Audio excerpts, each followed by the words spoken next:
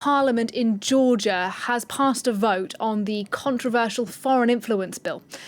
Now, several weeks ago, Parliament passed the same bill, but it was vetoed by the country's president, Salome Zurabishvili, and that's what's prompted this fresh vote today.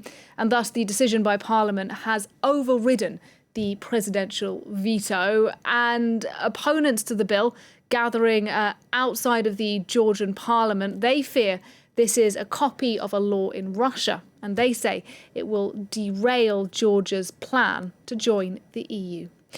Well, let's cross live then to the Georgian capital. Our correspondent Regis Gente with me on the programme. Regis, what can you tell us this hour?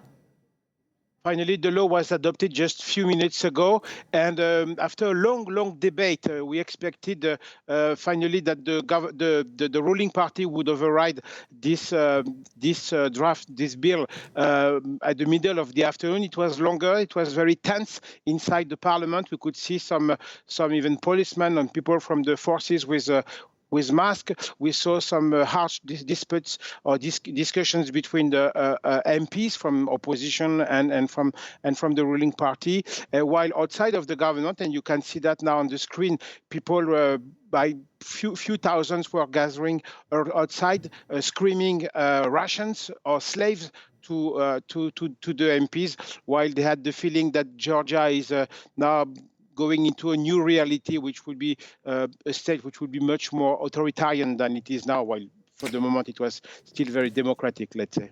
And is this really the end of the road then for those protesters? Is this it? This will become law despite its unpopularity?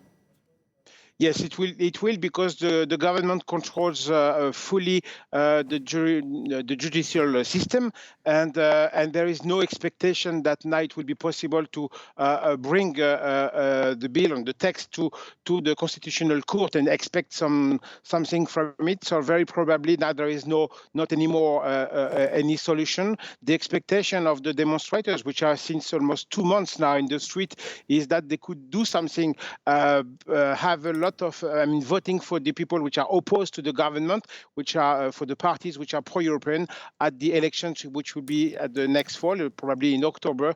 But it is very far when we see the current political situation in Georgia. Regis Gente, good to talk to you, sir. Thank you very much indeed.